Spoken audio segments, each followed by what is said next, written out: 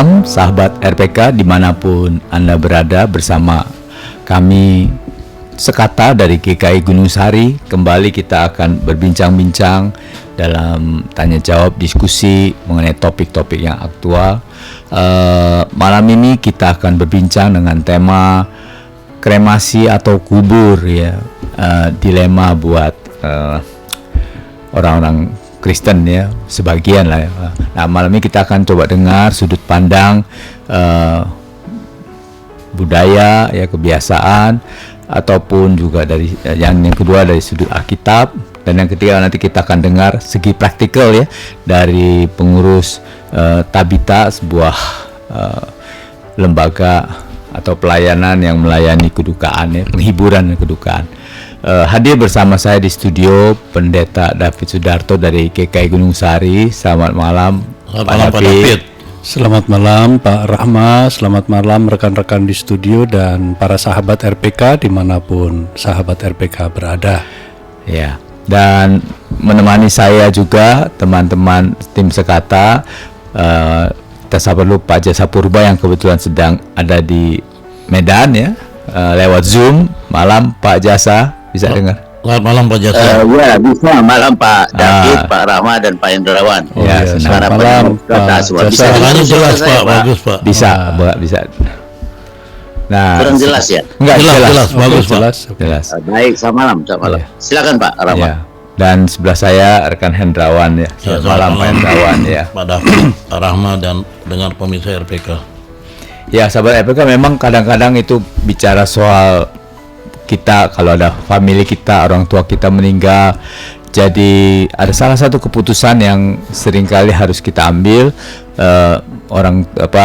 Saudara kita dikubur atau dikremasi, ya, dan kadang-kadang juga itu bisa ada pertentangan, friksi dengan saudara kandung. Yang satu ingin dikremasi, yang satu bilang jangan, mesti dikubur, ya. Dan mungkin aspek lain juga bicara kalau sebelum meninggal ternyata orang tua kita punya pesan, ya. Oh, saya inginnya dikubur, oh, saya inginnya dikremasi. Nah, malam ini kita mau coba gali seputar topik itu. Nah, mungkin di pertama saya kasih sama Pak David, mungkin sedikit share, Pak.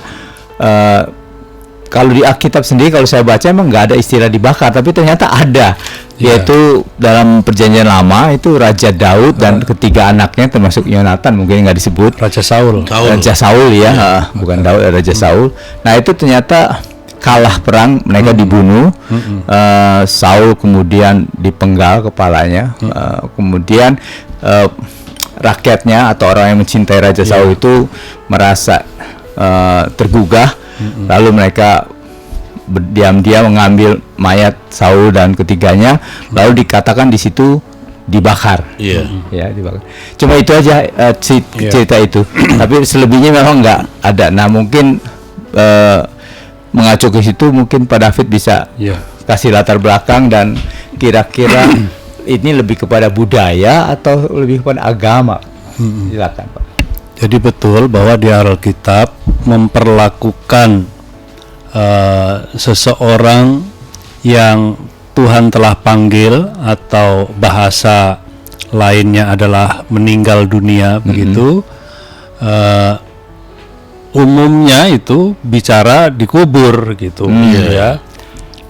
Jadi dari Perjanjian Lama bahkan Tuhan Yesus sendiri, ya, itu dikubur. Lalu pada hari yang ketiga bangkit pula dari antara orang mati, begitu, ya. Jadi itu adalah fakta yang ada di dalam Alkitab, gitu. Nah, memang ada tadi satu bagian tentang kisah Raja Saul yang telah kalah, begitu, bersama dengan Yonatan. Lalu pembawa senjatanya, ya kan? Kemudian dijadikan tontonan ketika kalah itu, ya, dipenggal lalu dipajang, biasa dulu dalam tradisi era peperang, begitu, ya. Lalu ada yang dalam tanda petik berniat untuk menyelamatkan dari cemoohan itu gitu dengan membakar jenazah dari Raja Saul. Itu fakta kecil ya. Selain itu betul kita tidak menemukan catatan-catatan lain tentang bagaimana memperlakukan jenazah ya yang sudah meninggal itu. Pada umumnya sekali lagi itu adalah dikubur begitu.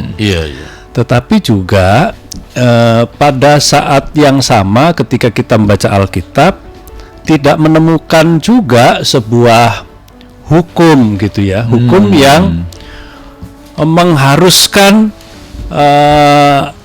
dikubur supaya kalau tidak dikubur nanti nggak bisa dibangkitkan atau tidak memenuhi syarat terkait dengan keselamatan begitu, ya kan? Nah, pada saat yang sama juga kita tidak menemukan catatan Alkitab yang diajarkan oleh baik para nabi maupun Tuhan Yesus sendiri kalau orang mati harus dikremasikan supaya selamat gitu. Jadi ini tidak ada hubungannya gitu antara bagaimana memperlakukan jenazah itu dengan soal selamat atau tidak selamat gitu ya. Karena dalam beberapa tradisi kremasi itu kan sebagai sebuah syarat. Dalam tradisi atau keyakinan tertentu gitu ya, kremasi itu adalah sebagai sebuah syarat untuk selamat, sebab ada pandangan bahwa ketika dibakar itu berarti bisa melepaskan atau memerdekakan gitu ya roh itu dari tubuh, karena tubuh ini sebenarnya penjara gitu loh, yang terpenjara, sehingga kalau itu dibakar maka roh ini terbebaskan gitu kan. Nah, Alkitab tidak mengajarkan pemikiran itu, kira-kira gitu ya. Kita tidak menilai pemikiran yang lain gitu ya, tetapi kalau kita membaca Alkitab tadi kita tidak menemukan sebuah hukum gitu, ajaran yang melarang dikremasi, mengharuskan dikubur saja supaya selamat gitu ya, atau mengharuskan kremasi, melarang dikubur. Kalau dikubur kan mesti digali lagi, harus dikremasi gitu kan. Di beberapa keyakinan atau tradisi di luar Alkitab gitu. Jadi itu yang mesti menjadi catatan awal kita ketika kita membicarakan sebenarnya ini pada akhirnya soal apa nih untuk mengambil keputusan mengkremasikan ataukah mengubur begitu ya. Keduanya ini tidak ada hubungannya soal orang selamat atau nggak selamat gitu. Kalau dikubur pasti selamat, kalau nggak dikubur atau dikremasikan nanti nggak selamat misalnya begitu ya. Jadi tidak ada urusan itu gitu ya. Ini dua metode ini adalah dua metode yang sekali lagi tidak ada hubungannya dengan syarat keselamatan itu sendiri ya. Nah, kalau kita membaca Alkitab gitu kan, dalam 1 Korintus 15 itu yang dikatakan oleh Paulus itu kan bahwa daging dan darah tidak mendapat bagian dalam kerajaan Allah. Artinya tubuh lahiriah kita ini ya. Karena itu mau dikubur, mau dikremasi, pada akhirnya kan menjadi debu atau menjadi abu. Kira-kira gitu kan? Betul. Nah, yang menjadi persoalan kadang-kadang adalah yang tadi Pak Rama mungkin sampaikan dilema gitu. Kalau dikremasi itu nanti waktu kebangkitan karena diganti tubuh yang baru, tubuh kemuliaan gitu. Nah, gimana kalau udah dibakar apa bisa bangkit gitu kan? Bagaimana Tuhan membangkitkannya? Kalau dikubur kan ada tuh tulang-tulangnya lah misalnya gitu ya kan? Jadi bisa. Itu kan cara berpikir kita dalam keterbatasan kita sebagai manusia. Iya. Kalau mau melakukan sesuatu mesti ada syaratnya. Kalau membuat A mesti bahannya apa, kan gitu. Karena kita tidak bisa melakukan sesuatu tanpa ada syarat yang terpenuhi gitu kan. Misalnya ya bahan, kalau mau bikin kue ya mesti ada bahannya dong, dari tepung kayak dari apa gitu. Kalau mau membangkitkan ya mesti ada dong bendanya yang mau dibangkitkan kan gitu ya, bahannya. Nah, tetapi jangan lupa bahwa Tuhan itu Maha Kuasa gitu ya. Bagaimana membuat ada dari yang tidak ada. Lah itu kan kita nggak mungkin melakukan. Tetapi dalam Alkitab kita menyaksikan Tuhan bisa membuat yang tidak ada jadi ada gitu. Yang lama jadi baru, mengganti ya. Nah, jadi pola berpikir kita tidak bisa diterapkan dalam cara kerja bahwa Tuhan mesti begitu gitu. Ya, jadi entah dikubur, entah dikremasi kan pada akhirnya hancur. Iya. Ya mungkin tinggal tulangnya kalau dikubur itu kelebihannya ada ada Gigi sisa-sisanya misalnya begitu ya. Apalagi kalau dibuat mumi yang bisa bertahan sampai ribuan tahun misalnya begitu ya. Tetapi itu sama sekali tidak menjadi syarat. Kalau orang dibangkitkan itu mesti harus ada bendanya dulu gitu. Kalau cara berpikir begitu kan kita membatasi kuasa Allah gitu. Bagaimana dulu Tuhan menciptakan juga dari debu aja gitu kan. Jadi bisa gitu ya. Jadi bahkan semesta ini kan ketika Tuhan mengatakan jadilah gitu, jadi terang. Bahannya apa tuh terang? Belum ada matahari, hari pertama ada terang. Tapi kok sudah jadi terangnya? Terangnya bagaimana tuh? Nah, itulah ketidakterbatasan Allah kita, begitu ya. Jadi sama sekali lagi ini tidak ada hubungannya dengan syarat orang selamat atau tidak selamat, gitu ya. Dalam keyakinan Kristiani yang berdasarkan Alkitab gitu. Ya, jadi juga tidak menjadi penghalang, kalaupun toh entah dikremasi atau dikubur gitu, tidak menjadi penghalang bagi Tuhan untuk melakukan tindakan yang diperlukan oleh Tuhan yang mengganti tubuh lahiriah kita yang memang harus ditinggalkan lalu diganti dengan tubuh kebangkitan, entah sudah nggak ada wujudnya atau masih ada wujudnya. Nah, itu sama sekali tidak menghalangi kuasa Allah untuk berkarya gitu. Baik sahabat EPK, tunda sebentar, kita akan samakan tanda waktu di studio sebentar ini. Dek, bantuin kakak bentar dong. Apaan sih kak? Ganggu banget. Aku lagi main game nih. Oh gitu. Mami. Ih kakak nih. Ya udah mau dibantuin apa? Nih, Mami minta didownloadin aplikasi. Aplikasi apa sih emang? Aplikasi RPK FM katanya. Oh, itu mah gampang. Coba sekarang kakak buka HP-nya Mami. Terus ke Google Play Store.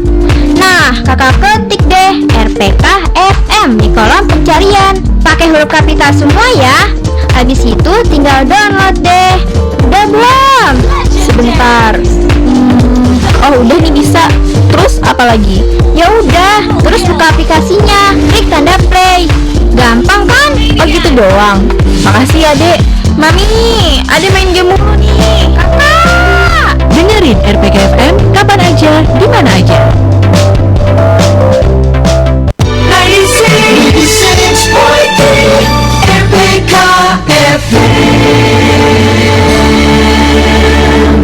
Iya, sahabat EPK, kembali bersama dengan Sekata. Kita malam ini berbincang-bincang dengan narasumber Pendeta David Sudarto tentang kremasi atau kubur. Mungkin di segmen kedua ini saya berikan kesempatan mungkin Pak Jasa dulu untuk silakan Pak Jasa, nanti setelah itu Hendrawan. Baik, terima kasih Pak Rahma. Bisa didengar ya? Bisa jelas. Iya, Pak Pendeta David, saya coba juga melihat dari beberapa aspek tadi sudah dibahas sebenarnya secara utuh gitu ya. Kecuali mungkin aspek praktis ekonomisnya kali. Tapi dua hal lain yang sering mengganggu itu kan soal aspek ajarannya ya, secara keyakinan gitu. Dari berapa literasi memang sama tadi Pendeta David katakan, tidak ada satu rujukan yang secara nyata eksplisit menjelaskan itu, apalagi terkait dengan keselamatan ya, perlakuan terhadap jenazah itu. Tapi memang disebutkan dari sisi Alkitab itu lebih kepada suatu preferensi bagaimana kita menghormati jenazah itu, sekalipun secara makna itu dengan keterbatasan kita, apapun yang kita lakukan tidak mengubah apa-apa begitu ya. Jadi simpulannya memang lebih kepada menghormati sebagai ciptaan Tuhan. Orang dari beberapa sumber itu di literatur itu lebih mengarah kepada dikubur secara umum, bukan juga menafikan dikremasi salah gitu ya. Pak David, dari aspek itu kan kami juga nih, kebetulan saya ke Medan ini dalam rangka habis menggali rangka ya jenazah ibu yang disatukan dengan ayah. Jadi saya lihat secara visual 3 hari lalu ya, kita angka itu memang tinggal kepala dan berapa tulang, kerangka kepala dan berapa tulang, yang juga sebenarnya sudah nggak utuh, 3 tulang, 2 tulang gitu. Dan yang lainnya udah abu. Jadi abu ya. Itu 12 tahun. Tapi lebih dari itu udah pasti saya kira jadi abu juga kan gitu. Lalu apa bedanya kan gitu? Saya juga terlebih ini lagi, dan saya juga pernah ikut menyaksikan di kremasi itu ya, lalu dilarung ya dari pelayanan Tabita gitu di Ancol. Masih ada juga sih sisa dari serpihan tulang itu, tapi tidak menjelaskan apa-apa gitu. Nah, lalu keterbatasan ini Pak David dari ke depan ya, dari sisi tata kelola, nanti mungkin Pak Ronald ya, nanti mungkin memberikan satu Pak ini Leo ya, memberikan satu paparan tentang biaya, tempat gitu ya. Pertanyaan saya hanya satu Pak David, ini kan kita nggak pernah dengar ya dalam khotbah secara eksplisit soal ini. Secara umum apakah seperti itu ya Pak David ya, untuk lebih banyak dikubur ya? Tapi ke lingkungan suku tertentu itu kan belum juga terbiasa begitu. Saya kira itu aja dulu Pak Rahmat. Saya nggak ada pertanyaan secara tajam gitu, tapi lebih kepada tukar pikiran. Mengingat ke depan itu tanah menjadi sulit, ngurus dokumen segala macam. Ini juga ngurus dokumen penggalian ini ribetnya bukan main gitu ya. Mungkin kremasi itu juga tidak terlalu tidak terlalu buruk juga sebagai satu pilihan, sekalipun kita belum pernah di internal keluarga kita. Terima kasih Pak Rama. Ya, terima kasih. Jadi terima kasih Pak Jasad bercerita mengenai pengalaman baru. Istilahnya apa tadi? Memindahkan ya, tulang belulang tubuh untuk dijadikan satu ya. Pak David mau kasih tanggapan? Memang betul bahwa yang juga menjadi salah satu pertimbangan kenapa orang memilih untuk mengubur misalnya gitu. Sebab juga ada sebuah tradisi menghormati ya orang yang betapapun sudah meninggal begitu ya. Hormat itu kan tetap dipelihara. Nah, kalau dikubur itu ya, saudara-saudara kita yang punya tradisi, misalnya kayak Pak Jasa kan, bahkan kita buatin tugu ya Pak ya. Enggak, kalau kami enggak gitu. Tapi ada ya. Ada kan yang juga sih, dibuatin tugu juga ada Pak. Iya kan, dibuatkan tugu misalnya itu sebagai sebuah simbol yang kelihatan. Sebab kita ini manusia kan perlu yang kelihatan gitu kan. Kadang-kadang gitu. Walaupun juga ada ya, kalau kita menghormati kan waktu atau hidup itu juga penting begitu ya. Jadi sudah meninggal penghormatan itu tetap dijaga gitu, tapi yang sangat bermakna itu kan bagaimana ketika kita bersama-sama misalnya gitu ya. Oke, jadi intinya ingin menghormati ya. Ya, jadi kebutuhannya lebih pada yang hidup sebenarnya, hidup, ya, bukan untuk yang meninggalnya. yang meninggal. Yang meninggal itu mau diapain juga kan, ya sudah nggak merasakan apa-apa gitu kan. Iya gitu kan. Jadi lebih mengakomodir kebutuhan dari kita yang masih ada gitu. Ya kan, kalau misalnya dikubur masih ada tempatnya tuh, gitu kan. Atau kalau mau digali lagi, misalnya dikumpulkan masih ada, misalnya gitu untuk mengingat. Jadi ada, makanya namanya monumen kan, kalau taman pengenangan misalnya gitu ya, pemakaman itu. Jadi sekali lagi lebih kebutuhannya itu lebih pada yang hidup, keluarga untuk kita yang hidup gitu, kira-kira gitu. Jadi tidak terkait dengan kebutuhan bagi yang meninggal gitu. Yang meninggal kan urusannya udah dengan Tuhan ya, gitu kan. Bahwa keselamatan itu dianugerahkan oleh Tuhan di dalam Tuhan Yesus, begitu ya. Mau dikubur atau dikremasi, sekali lagi itu tidak menjadi sebuah persyaratan ya, sehingga keselamatan itu ada atau tidak ada kan gitu ya. Jadi sekali lagi lebih kepada yang hidup, yang ditinggalkan, lebih merasa gimana gitu. Iya. Kan Pak Hendrawan mau nanya? Iya, selain memberikan penghormatan buat keluarga ya, Pak David, kan juga penghormatan buat yang meninggal. Yang meninggal. Iya, sorry. Ada juga untuk memenuhi permintaan Pak buat almarhumah atau almarhum yang akan sebelum meninggal. Jadi mungkin mau dikebumikan. Jadi kita menghargailah untuk tidak melakukan kremasi, Pak. Tapi kalau kita lihat nih Pak, di dalam Kejadian 3 ayat 19 nih. Tuhan Allah ya mengatakan kepada Adam dan Hawa pada saat itu, dengan berpeluh engkau akan mencari makananmu sampai engkau kembali lagi menjadi tanah. Karena dari situlah engkau diambil, sebab engkau debu dan engkau akan menjadi seperti debu.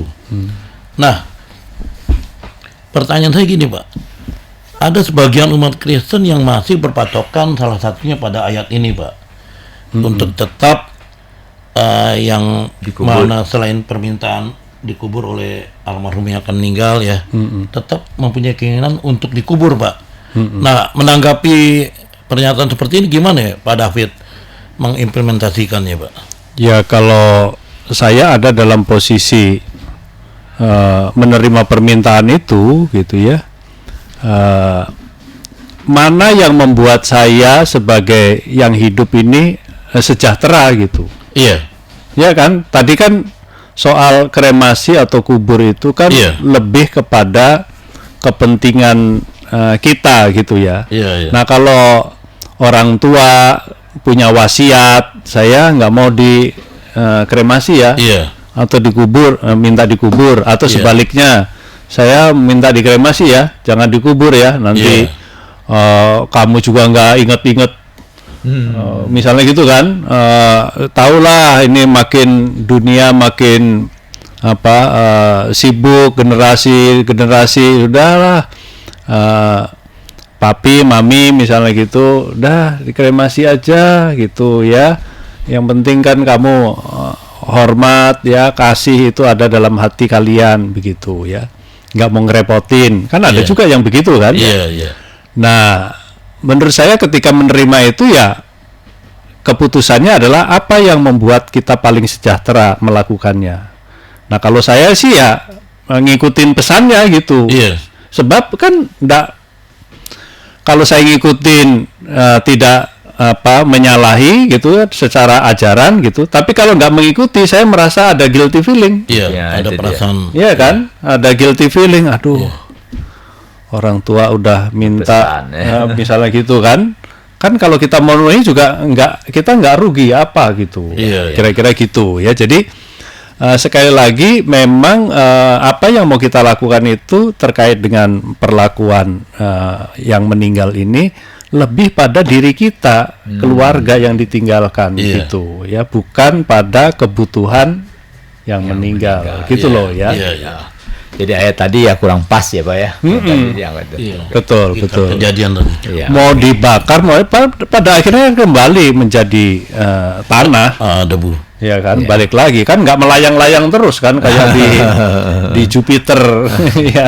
Ya baik sahabat EPK, kita berikan tanda waktu di studio untuk nanti sebentar kita masuk ke segmen ketiga. Sahabat EPK, kami undang jika ingin berpartisipasi bisa kirim pertanyaan ke 02 SMS atau WhatsApp ke 0815 1800 444 ataupun telepon ke studio 021 8000 444. Kita rehat sejenak. Jam di studio kami menunjukkan pukul 21:30 waktu Indonesia Barat.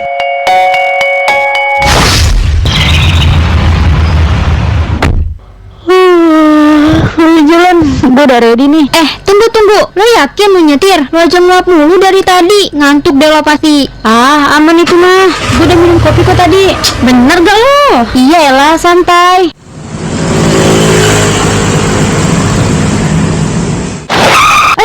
Kan gue udah bilang dari tadi lu tuh ngantuk. Gimana sih Jo? Hampir aja kita nabrak. Udah sini tukeran. Ya ampun, sorry ya gue. Udah sini, gue aja yang nyetir. Berhati-hatilah dalam berkendara. Jangan mengemudi apabila merasa ngantuk. Saat kita merasa lelah, beristirahatlah dan tidak berkendara. Jadilah pengemudi yang patuh dan berkendaralah dengan aman.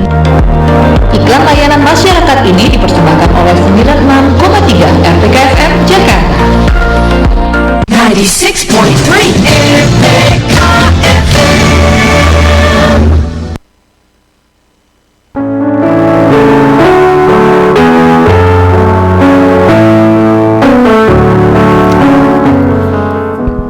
Kembali sahabat EPK bersama dengan Sekata. Kami berbincang-bincang dengan Bapak Pendeta David Sudarto dari GKI Gunung Sari tentang kremasi atau kubur. Sebelum saya berikan kesempatan kepada sahabat kami Pak Leonard ya, beliau manajer atau pimpinan, salah satu pimpinan di lembaga pelayanan penghiburan Tabita ya. Nah Pak Leo, terima kasih untuk kesediaannya mendadak ya kami undang. Tapi paling nggak Pak Leo, kami ingin dengar dari sisi praktikal. Bapak kan sering tentunya melayani banyak keluarga yang berduka, yang butuh penghiburan. Kira-kira ketika kita bicara soal kremasi atau kubur, mungkin ada hal-hal praktis yang mungkin Bapak bisa share. Sebetulnya kalau kubur ada hal-hal ini loh, kalau kremasi ada hal ini loh. Ada plus minusnya gitu. Ya, silakan Pak Leo. Ya, pertama selamat malam Bapak Ibu semua, para pendengar Radio RPK dimanapun berada. Pertama kalau kita berbicara soal kremasi ataupun pemakaman gitu ya. Kalau konteksnya kita berbicara di kota Jakarta saat ini gitu ya, secara umum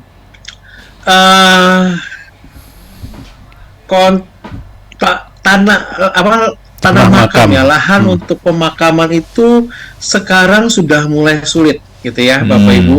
Jadi ada banyak TPU atau tanah makam pemerintah gitu ya. Itu sudah mulai sedikit, sehingga ada banyak case juga di mana ketika mau memakamkan kekasih hati kita gitu ya di tempat-tempat yang memang cukup strategis, tempatnya dekat dengan kita, itu nggak mudah. Sehingga kita kadang-kadang tidak bisa mendapatkan tempat pemakaman yang memang kita mau. Jadi kalau masih mau tempat yang strategis, kita harus ada sebelumnya kerabat atau keluarga yang memang sudah dimakamkan situ, lalu kita tumpuk. Ditumpuk ya, oke. Itu kemudian juga kalau bicara, sehingga kalau secara kepraktisan tentu kremasi jauh lebih praktis dibandingkan dengan pemakaman. Dengan pemakaman gitu ya. Apalagi kalau kita bicara pemakaman, tentu ketika kita memakamkan kan harapannya biasanya adalah kita mengharapkan bahwa ada kenangan, kita bisa tengok dan sebagainya. Nah itu ketika kita mengharapkan ada kenangan, berarti kan di pemakaman itu kita harus benar-benar berkomitmen, bertanggung jawab dengan pilihan kita untuk merawat, untuk memastikan bahwa secara tanahnya dijaga gitu. Ya begitu sebenarnya. Kalau kremasi itu adalah salah satu opsi menjawab sulitnya tanah makam yang ada saat ini, secara khusus di kota Jakarta, sehingga itu salah satu opsi yang terbaik untuk mengkremasikan kekasih hati kita. Memang setelah kremasi juga tetap ada dua opsi, ada dua pilihan. Apa tuh? Apakah secara abu jenazahnya kita mau sebar di laut, atau kita mau menyimpan abu itu di rumah penyimpanan abu gitu. Rumah, kalau kita menetapkan bahwa mau menaruh di rumah penyimpanan abu, itu berarti juga konsepnya sama ya. Ada biaya. Harus ada komitmen. Harus ada komitmen juga. Komitmen untuk datang. Ya, terima kasih. Oh ya, baik, terima kasih, itu hal-hal praktis ya. Mungkin Pak Andrean mau nanya hal praktikal. Leonard, selamat malam. Ya, selamat malam. Saya masih tergelitik Pak dengan pernyataan Pak Leonard tentang pemakaman yang bisa ditumpuk Pak. Itu memang sudah menjadi keadaan yang sekarang ya Pak ya. Kan kalau dulu kan masih bisa berdiri sendiri Pak ya. Betul Pak. Jadi saat ini terutama ya setelah situasi pasca pandemi COVID tahun 2020-2022 gitu ya, lahan makam jauh lebih sulit untuk mendapatkan lahan kosong di Jakarta secara khusus. Kalaupun ada, harus sangat di daerah luar Jakarta. Demikian Pak. Jadi terpaksa harus ditumpuk. Itu pun dari anggota keluarga yang sama ya. Iya. Betul. Nggak bisa orang lain, tulang-tulang orang lain ditumpuk di atas itu, tentu nggak ya. Iya. Oke. Pak Jasa mau bertanya soal praktikal dengan Pak Leo? Iya, saya hanya mengaminkan kalau di beberapa tempat itu ya, Pondok Ranggon, terus TPU Tanah Kusir, Metempol dan lain-lain, itu memang itu kan harus diaktifkan pemanfaatannya.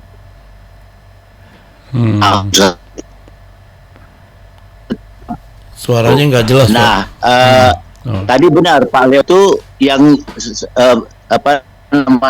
TPU yang saya sebutkan tadi itu sudah pada tertutup prinsipnya. Yang hanya boleh adalah keluarga, terutama suami istri gitu ya. Menumpuk. Bisa ditumpuk menjadi satu.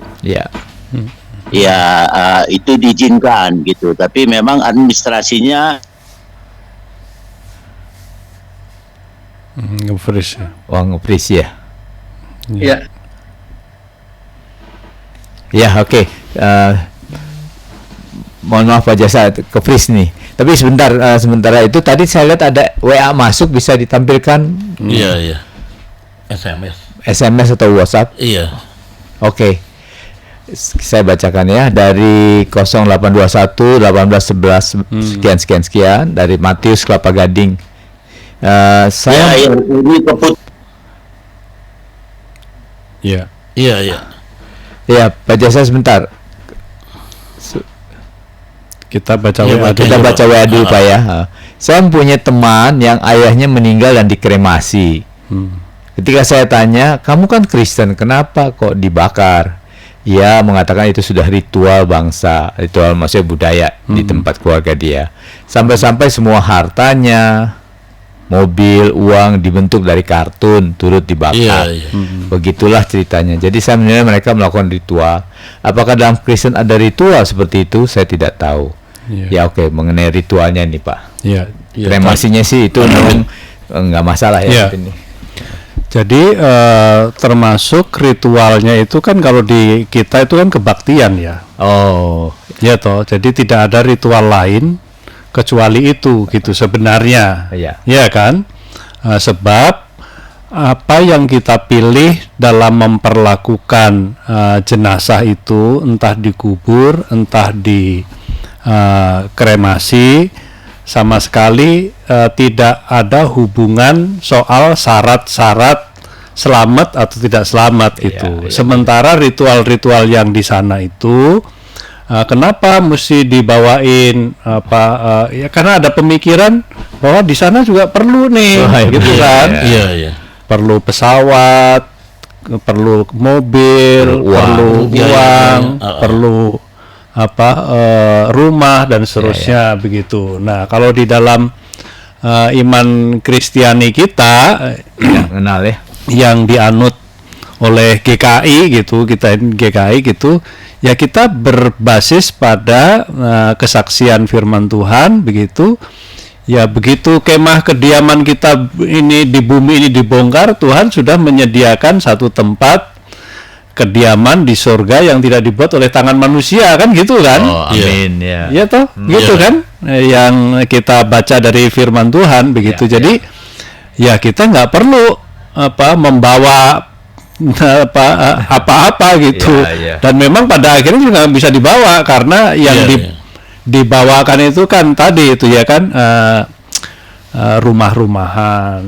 Ya kan? Untuk kita nggak seperti itu ya. Kita nggak Jadi seperti itu. gitu. Memang agak berbeda dengan kita nggak bilang salah, tapi memang kita berbeda, tidak memberikan penilaian sana, tapi ritual kita adalah kebaktian dalam sebuah keyakinan bahwa setiap kita orang percaya, setiap kali kematian itu tiba begitu, kemah kediaman di bumi ini dibongkar, ya Tuhan sudah siapkan tempat yang tidak dibuat oleh tangan manusia itu gitu ya. Tapi masih menghormati ya, Pak. Ya, tentu penghormatan, makanya tadi pilihannya itu sebenarnya soal terkait dengan etika. Mana yang membuat kita paling sejahtera gitu kan. Kalau menerima pesan, kalau kita nggak lakukan kan kita bisa ada yang mengganjal misalnya begitu ya, tapi itu sama sekali tidak ada hubungannya dengan kalau nggak kita lakukan nggak selamat gitu misalnya, atau kita lakukan nanti ini yang menyelamatkan, enggak begitu, karena keselamatan ada di tangan Tuhan yang menganugerahkannya melalui Tuhan Yesus Kristus gitu ya. Betul. Nah, soal praktis tadi yang disampaikan oleh Pak Leo bahwa memang lahan pemakaman ya selama saya melayani secara pastoral gitu ya, memang sulit sekali yang bisa mendapatkan lahan di Jakarta ini gitu. Betul. Kan pemakaman rata-rata di daerah Bekasi sana. Jauh. Atau di luar Jakarta lah kira-kira begitu ya. Ya, baik. Tadi Pak Jasa terputus, silakan Pak Jasa mau lanjut.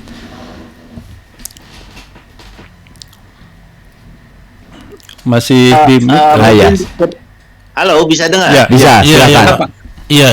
Mungkin kedepannya ada wacana atau hal yang sudah diprogramkan oleh Tabita, sehingga kita perlu tahu juga lah, atau nanti ada sosialisasi ke jemaat ke arah tentunya yang lebih baik dari segi pelayanan pemakaman ini. Barangkali ada Pak ini bisa mencerahkan kita. Silakan Pak Leo.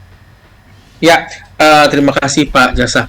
Jadi sebenarnya Tabita secara rutin memang melakukan roadshow ke gereja-gereja gitu ya, khususnya gereja-gereja GKI juga kita melakukan penjadwalan. Di situ kita memang tidak hanya memperkenalkan layanan dan produk Tabita, tetapi juga di situ bisa memberikan dan bertanya Bapak Ibu sekalian beberapa informasi-informasi yang dirasakan menjadi pertanyaan dari Bapak Ibu selama ini, termasuk hal-hal terkait dengan pemakaman ataupun juga dengan kremasi. Seperti itu Pak Jasa. Mungkin nggak ini ya kurang etis kalau kita bicara angka, tapi maksudnya lebih kepada satu bahwa ke depan kan ini kan ada yang mampu, ada yang setengah mampu, ada yang kurang mampu. Mungkin terkait dengan biaya ke depannya pasti menjadi salah satu unsur menjadi pertimbangan dalam pelayanan Tabita. Mungkin itu yang saya maksud itu Pak Leo. Ya, gimana tentang biaya? Boleh di-spill sedikit. Ya, jadi secara memang Tabita gitu ya, sebagai pelayanan kedukaan Kristen, kita memang mempunyai sebuah jalur gitu ya bagi siapapun gitu ya, bagi yang dia Kristen atau Katolik ataupun dari agama yang lain gitu ya. Kita yang memang ternyata tidak mampu atau mempunyai kemampuan finansial yang kurang, kita mempunyai program namanya program Dorcas gitu ya. Dorcas ini adalah sebuah program bagi mereka dengan harga khusus, baik itu untuk pelayanan kedukaan ataupun termasuk juga kalau memang mau kremasi, kita juga bisa memberikan harga khusus terkait dengan customer yang keluarga yang berduka yang memang secara finansial kurang mampu. Tentu ada syarat dan ketentuan yang berlaku seperti itu. Iya, baik Pak Leo. Sahabat EPK, kita harus rehat sejenak sebelum nanti kita tiba di segmen terakhir.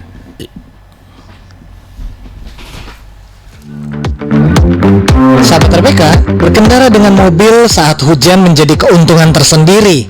Tapi ingat dan waspada ketika berkendara. Ada juga orang lain di sekitar kita. Oleh karena itu, ingat untuk mengurangi kecepatan kendaraan. Beri jarak dengan pengendara lain. Selalu periksa rem, ban, dan mesin mobil sebelum memulai perjalanan. Nyalakan lampu mobil apalagi ketika hujan deras. Jangan menerjang jalanan yang tergenang karena bisa berbahaya untuk diri sendiri dan orang lain. Hati-hati dengan orang yang menyeberang di jalan dan juga kendaraan kecil lainnya di depan kendaraan Anda. Hilangkan embun di kaca mobil supaya pandangan tidak terganggu. Berkendara itu nikmat, tapi lebih nikmat kalau berkendara dengan cerdas sehingga bisa selamat sampai tujuan. Iklan layanan masyarakat ini dipersembahkan oleh 96,3 RPK FM Jakarta.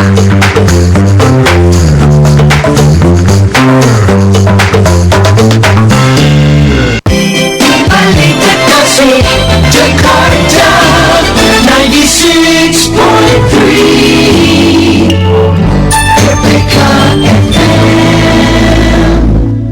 Ya, sahabat EPK, tidak terasa kita tiba di segmen terakhir. Ya, malam ini kita berbincang-bincang tentang kremasi atau kubur. Tadi dari sisi pendalaman, sudut pandang firman Tuhan, dan juga dari sisi praktikal dari lembaga pelayanan kedukaan. Tadi Pak David bicara soal ritual itu kebaktian, tapi ini mungkin bukan ritual kali Pak, tapi kebaktian lebih ditujukan kepada keluarga yang ditinggalkan kali. Betul nggak Pak? Jadi kebaktian pun bukan untuk orang yang sudah meninggalnya ya, bukan ya. Tapi fokusnya menghibur ya, yang ditinggalkan. Oke, so kalau ritual kesannya ritual untuk meninggal gitu ya. Ini enggak ya, gitu. Oke, saya tertarik dengan Pak Leonard punya pernyataan tadi Pak tentang harga khusus yang diberikan Pak. Itu kan untuk yang untuk yang dimakamkan atau yang ikut kremasi Pak? Ini saya tanya dulu nih Pak. Atau dua-duanya? Boleh diulang? Saya mau nanya soal harga khusus yang diberikan oleh pernyataan Pak Leonard tadi. Apakah itu untuk orang yang dimakamkan atau yang dikremasi Pak? Atau kedua-duanya gitu? Ya, oke. Jadi Bapak Ibu, mulai dari pelayanan kedukaan sampai dengan kremasi. Tetapi kalau dimakamkan, pemakaman itu kan TPU itu milik pemerintah, gitu ya, milik pemerintah. Jadi kita hanya membantu sampai dengan pelayanan kedukaannya saja. Tapi kita juga akan bantu sampai proses pemakamannya tetapi kita tidak mengurus. Jadi keluarga biasanya kami arahkan untuk melakukan pengurusan pemakaman secara mandiri karena saat ini sebagai informasi mengurus pemakaman di TPU itu caranya mudah dan juga sangat terjangkau gitu. Jadi keluarga datang langsung ke saya lupa kurang lebih saat ini kalau nggak salah ke pemakaman itu 150.000 untuk 3 tahun untuk izin penggunaan tanah makam. Dan itu tuh kurang lebih seperti itu gambarnya. Dan digratiskan Pak sekarang Pak ya, nggak dikenakan biaya lagi kayaknya Pak. Ya Pak Leonard, kayaknya tahun-tahun ini nggak dikenakan biaya lagi dari pemerintah daerah ya Pak.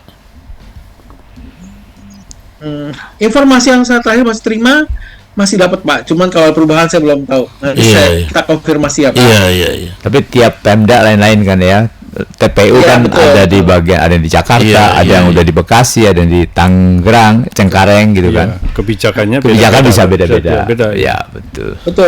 Jakarta dengan Tangerang, Bekasi beda. Jadi Bapak Ibu mesti perhatikan juga. Iya. Oke, tapi yang perlu diingat kalau kita makamkan, kuburan itu tentu harus dirawat ya. Kalau nggak nanti memberikan citra nggak terurus gitu loh. Nggak terus nih siapa nih? Ada gambar salib, wah nih orang Kristen nih.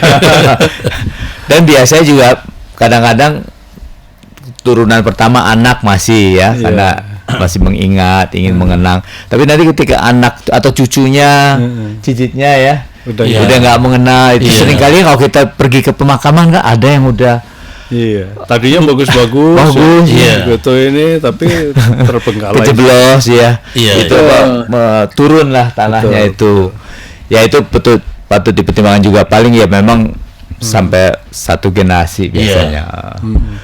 Nah, Pak Anwar mau tanya lagi? Ini kita masih punya waktu tinggal sedikit. Pak David ya. Saya mau nanya ini Pak David, kalau orang yang sedang dalam perjalanan laut nih Pak, tiba-tiba meninggal Pak, nggak kena penyakit tapi meninggal gitu loh. Nah itu gimana Pak? Sementara perjalanan laut kan memakan waktu yang cukup lama Pak sampai ke daratan itu loh. Kalau dia akan dikuburkan tentunya kan lama ya. Nah jenazahnya itu gimana Pak? Apakah dibiarkan sehingga berbau dan mengganggu kenyamanan penumpang yang lain atau gimana baiknya Pak? Apa langsung dikremasi atau dibuang ke laut gitu? Menurut Pak David gimana Pak? Ya jadi jangan dibayangkan kapal-kapal yang atau penyedia jasa pelayaran yang mengelola perjalanan atau traveling dari orang-orang itu tidak punya kebijakan Pak Hendrawan. Mereka pasti sudah antisipasi gitu. Segala kemungkinan termasuk kalau sakit, bahkan kalau meninggal bagaimana itu sudah ada SOP-nya itu. Gitu. Jadi pasti akan hubungin keluarga gitu ya. Ini akan diambil atau bagaimana, pasti itu sudah ada treatmentnya. Jadi untuk sampai ke darat gitu makan waktu, tentu nggak dibiarkan terus kemudian keluarganya misalnya bilang pokoknya kami akan bawa pulang misalnya gitu, terus jadi bau. Sudah ada juga perlengkapannya untuk memperlakukan jenazah itu sehingga apakah dibekukan dan seterusnya begitu, itu sudah ada treatmentnya. Gitu ya. Jadi nggak usah dikhawatirkan. Apalagi kapal-kapal pesiar misalnya gitu yang jumlah penumpangnya begitu banyak, rute perjalanannya begitu panjang. Itu kan sudah kayak satu RT berjalan gitu kan. Jadi sudah ada itu Pak SOP-nya, mitigasinya, kemungkinan kejadiannya, sehingga mereka juga sudah dipersiapkan sedemikian rupa sehingga kalaupun toh dibawa ke darat tidak akan mengganggu yang lain gitu. Jadi nggak ada masalah ya. Nggak ada masalah. Apalagi kan secara pandangan atau keimanan Kristen, ya. Atau dicemplungin ke laut, nggak begitu. Itu bisa nanti menimbulkan tindak pidana, bisa jadi kan menurut ini kenapa nih? Jangan-jangan dibunuh atau apa kan bisa begitu kan. Jadi ada faktor lain ya. Sudah para penyelenggara jasa pelayaran itu sudah punya regulasi dari government-nya dan seterusnya gitu, sehingga semuanya sudah termitigasi lah gitu. Mungkin Pak Leo tadi Bapak singgung bahwa pelayanan penghiburan dan kedukaan Tabita ini juga melayani yang non-Kristen ya. Boleh cerita itu seperti apa ya? Maksudnya gimana Pak? Tadi kan Bapak juga melayani juga warga masyarakat yang membutuhkan tapi dia bukan Kristen. Apa Tabita juga melayani juga ya non-Kristen ya? Jadi Bapak Ibu, PPK Tabita memang adalah yayasan kedukaan Kristen, tapi pada hakikatnya yang kami layani adalah semua masyarakat yang membutuhkan pelayanan kedukaan. Jadi tidak terbatas hanya yang beragama Kristen, Katolik gitu ya. Tapi yang beragama lain juga memang kita layani. Sama seperti kita melayani siapapun, kita sama gitu ya. Dari berbagai latar belakang, agama gitu ya. Bahkan juga tadi juga disebutkan bahwa tidak ada orang yang berduka tapi tidak kita layani oleh karena hanya ada kendala keuangan. Jadi walaupun ada kendala keuangan, kami pasti akan tetap bantu gitu ya, dengan berbagai program yang sudah kami siapkan. Demikian Pak. Mantap. Iya. Saya dengar-dengar juga sekarang Tabita juga ada tempat untuk kremasi juga ya? Ya, betul Pak. Jadi saat ini Tabita punya ada 2 lokasi krematorium. Yang pertama itu di Rumah Duka Husada, Jalan Raya Mangga Besar. Yang kedua adalah di Ukrida, itu di Jalan Arjuna, di samping tol Kebonjeruk, satu komplek dengan Rumah Sakit Ukrida. Ya, terima kasih Pak Leo. Nah mungkin terakhir Pak David mau kasih pesan-kesan. Iya, kematian itu sesuatu yang mungkin tidak kita sukai ya. Iya, pasti. Tidak kita harapkan juga kalau bisa nggak terjadi gitu ya. Tetapi kematian adalah sebuah kepastian, yang pasti terjadi, gitu ya. Kepada siapapun. Nah karena itu baik juga ketika masih hidup gitu, keluarga itu menjadikan ini bagian dari percakapan gitu. Nanti kalau meninggal misalnya gitu, mau diapain gitu, sehingga keluarga barangkali sudah ketika hari baik itu tiba begitu, dia pesen mau dikremasi misalnya gitu, ya kan sudah disiapin tuh misalnya gitu. Dia pesen mau dikubur, petinya warna putih misalnya begitu, ya kan. Sudah disiapin gitu. Jadi ini adalah menjadi bagian dari percakapan, sehingga ketika tiba hari baik di mana Tuhan memanggil seseorang begitu, anggota keluarganya juga sudah paling tidak dipersiapkan gitu ya, untuk melakukan sesuatu yang tidak menimbulkan guilty feeling tadi. Karena apapun yang mau diputuskan itu ya, mau dikremasi atau mau dikubur, sebenarnya tidak ada hubungannya dengan soal selamat atau nggak selamat, tetapi ini adalah soal bagaimana yang ditinggal ini merasa damai sejahtera, melakukan apa yang terbaik bagi orang yang dicintai dan yang mencintai, yang dihormati gitu kan. Sehingga ini adalah sesuatu yang melegakan. Kira-kira gitu ya. Jadi sekali lagi, kematian bukan sesuatu yang kita inginkan, tetapi itu adalah sebuah kepastian yang paling pasti akan datang, gitu kan. Nah karena itu ya baik juga kalau kita sebenarnya menjadikan itu sebagai bagian lah dari relasi kita, mewarnai relasi kita, sehingga sekali lagi kalau tiba harinya, maka kita yang ditinggalkan gitu ya sudah siap untuk melakukan sesuatu yang tadi tenang deh gitu, karena kita sudah melakukan yang terbaik sesuai dengan yang diharapkan oleh orang yang kita cintai tadi itu. Iya, baik sahabat EPK, kita tiba di akhir. Terima kasih kepada Pendeta David, pada Pak Leo, juga Pak Jasa yang di Medan, Pak Gahendrawan. Sahabat EPK juga, untuk kesetiaan sahabat EPK setia mendengarkan hingga tuntas. Kita berjumpa lagi 2 minggu mendatang ya. Sampai berjumpa. Terima kasih. Salam. Salam dan Tuhan berkati. Selamat malam. Selamat malam.